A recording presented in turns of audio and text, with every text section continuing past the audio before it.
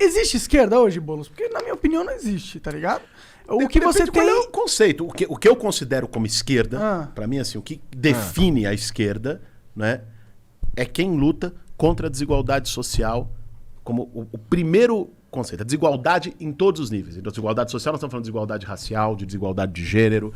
E, ligado a isso, quem defende um maior protagonismo do povo na política. Para mim, a minha definição básica de esquerda é essa. Nesse conceito de esquerda, existe muita gente de esquerda. Isso passa por ter um Estado maior? Isso passa... assim, quando você defende combate à desigualdade social, quais são os meios que você tem de combate à desigualdade social? O setor privado não é um meio. O setor privado... É um dos meios, sim. Ele é um meio de... Não, o setor privado, ele lucra. Nesse sentido, ele concentra. Mas ele também cria... Não distribui. Mas ele cria oportunidades, ele gera renda e ele, portanto, tira pessoas de situações piores para melhores. Ele gera renda. Nesse sentido, ele pode até reduzir a pobreza, mas não reduz a desigualdade. Porque a renda que ele gera aqui na ponta, ele capitaliza 10 vezes mais na outra ponta. Então isso aumenta a desigualdade. O que o Estado faz? Qual é o papel que eu vejo do Estado? É justamente a regra do setor privado é a regra do mercado. Né? É essa lei, é oferta e procura, é quem tem mais ganha mais e passa por meio de emprego, e esse emprego é o que justamente vai gerar a riqueza que ele vai se apropriar, vai capitalizar. Beleza, a riqueza vem do trabalho. Né? Não só. A riqueza essencialmente vem do trabalho. Vem de novas ideias.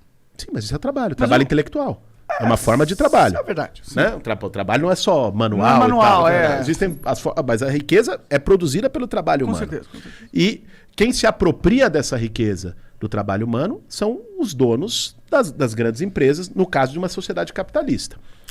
O papel do Estado, eu enxergo como um papel distributivo. O Estado tem que chegar aqui e dizer, ó, quem tem mais, paga mais, quem tem menos, paga menos. E aí eu vou pegar isso que eu arrecado através de impostos, arrecadando de uma forma distributiva, tirando de quem tem mais, e redistribuindo na ponta, dando mais oportunidades para quem tem menos. Nesse sentido, o combate à desigualdade passa por um Estado que seja forte o suficiente para poder cumprir esse papel. Entendo. Mas você realmente acha que a desigualdade é um problema ou a base, por exemplo, a pobreza é um problema? Porque veja, no meu ponto de vista, o que eu acho é que assim, se a gente tivesse um cara que ele é considerado, por exemplo, o cara mais pobre possível na nossa sociedade é um cara que tem uma casa, que tem uma vida digna. Esse é o cara mais pobre possível. Por mais não que é, o cara mais... não é. Eu tô entendendo. Mas por mais que o cara mais rico possível seja ultra rico, o cara mais pobre possível tá vivendo com dignidade. Isso ainda assim é um problema? É que esse tipo de sociedade, do meu ponto de vista, ela é absolutamente utópica. Não necessariamente.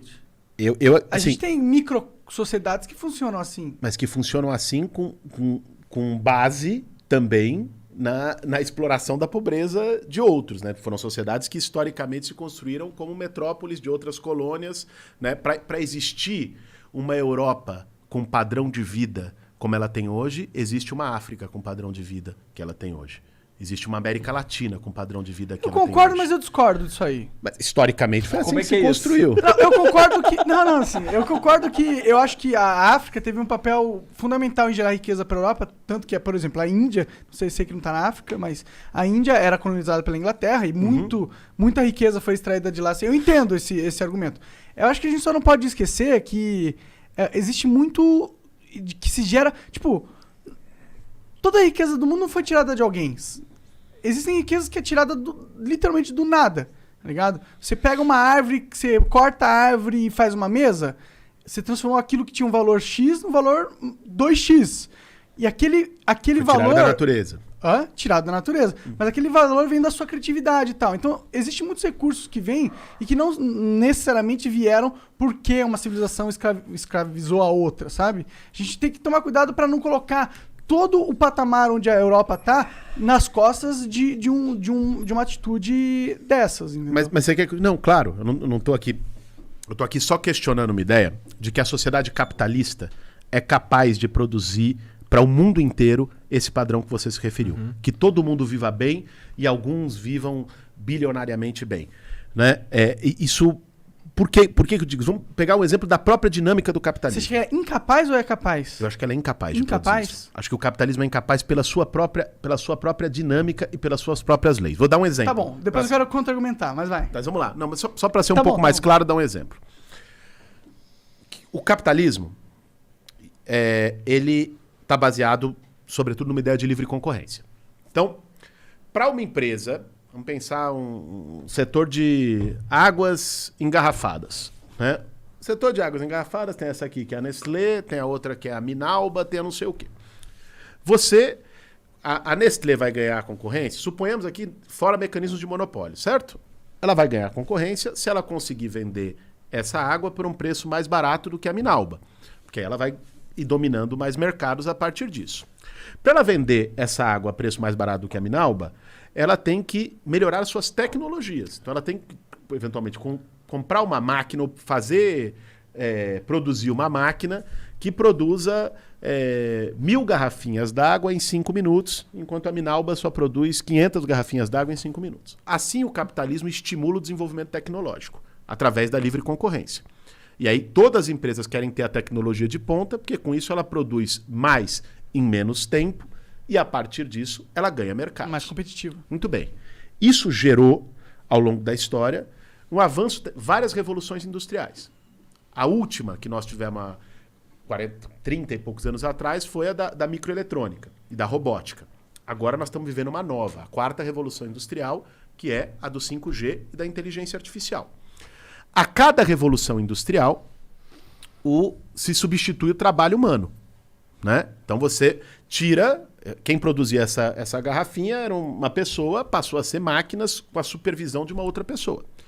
Então, o capitalismo produz, portanto, um desemprego estrutural. Na sua própria dinâmica, ele exclui gente. Ele não tem como absorver na mesma quantidade, na mesma proporção. Hoje em dia, sim, talvez. Em outros mercados. Talvez, não sei. Não, ele exclui. É bastante ver o aumento do desemprego no mundo. Sim. Você tem um desemprego e o que essas pessoas vão fazer para poder sobreviver? Vão para o trabalho informal, vai virar camelô, vai fazer vai empreender da maneira mais precária, porque às vezes essa ideia de empreendedor cria um mito de que as pessoas estão bem. Aí o motorista, claro. o motoqueiro que fica 12 horas em cima de uma moto e não consegue pagar aluguel no final do mês, é empreendedor.